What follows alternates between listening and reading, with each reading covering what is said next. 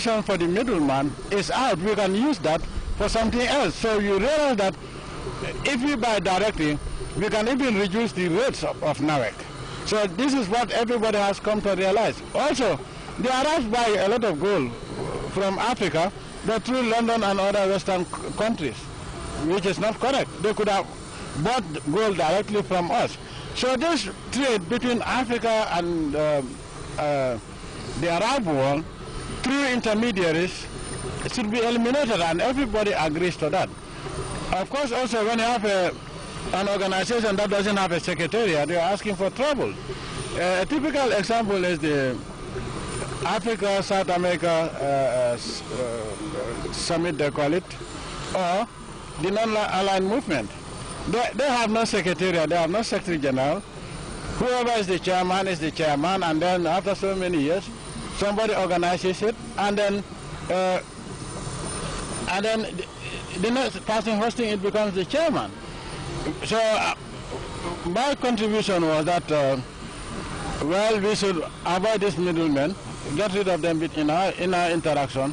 Even in the fight against terror, we don't deal directly with the Arab countries, but through third parties as well, the same Western agencies, when we should have dealt directly with us, which means whoever is in the middle, he controls.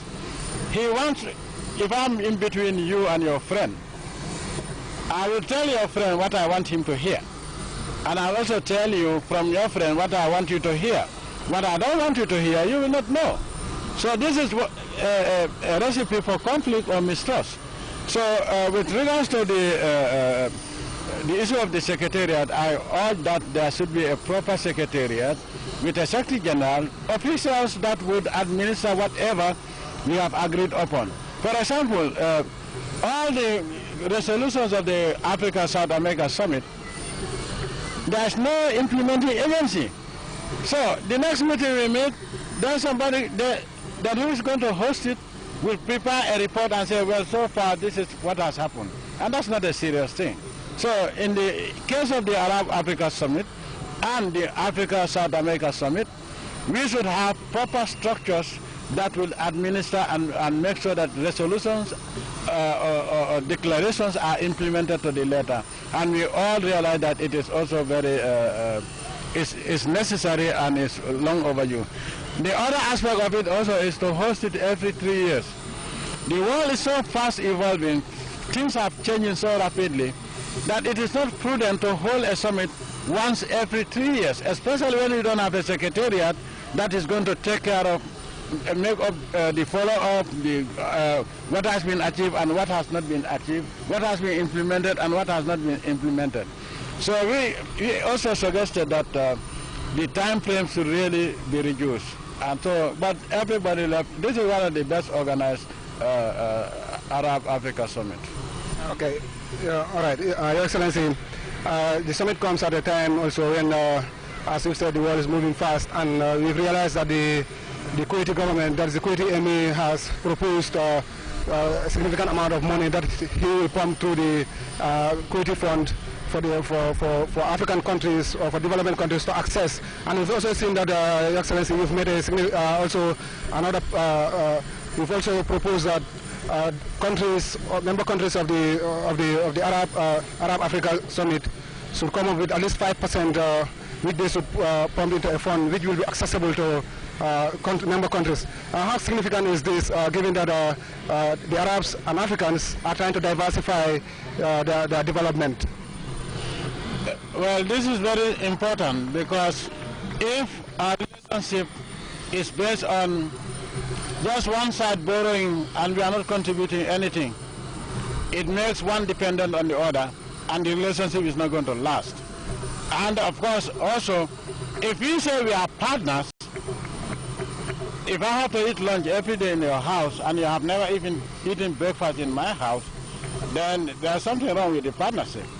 So to make it more balanced and to make other countries also more dignified, a token, every country has your main export item. What I propose is the same thing I proposed to the African Union, and the same fund that I proposed to the African Union was later turned into NEPAD, and that's why it is not taking off. Now, rather than depend on the benevolence of others, because IDB, Badia, these are contributions from Arab states. Now, I'm not sure of any African country contributing significantly to these funds. Now, what I'm saying is the partnership must come up with a new financing mechanism. And what is that mechanism? That every country, like Gambia, our main export item is granules. 10% of or 5% of that revenue we put into this trust fund is not a gift.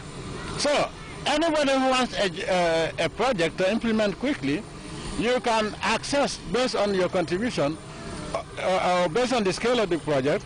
You can access these funds as a loan, and you have, there must be a strict repayment regime. If Africa had done that, we will not still be dependent on G8, which is not coming forward. You know, imagine 10% of, let's say, I can call Nigeria because they are my friends. Nigerian petrol, their total revenue from petrol, or Algeria, or Egypt, or this place, Gabon, and Angola. Angola can choose between diamonds and petrol. So also is Botswana and other South Africa. If each of us put 10% of that, we will have more than 6 billion per annum that we can borrow from. This is 10 times more than what the IMF would give to Africa, the total continent of Africa, in 6 years. So this is what I'm talking about. So they listen to it, and then there would be follow-up. Foreign ministers have been tasked, trade ministers have been tasked, finance ministers have been tasked to work on the mechanism. But I think this is the best way of moving forward in a concrete and respectful way. Thank you so much, Your Excellency. Thank you. Thank you. Thank you, sir.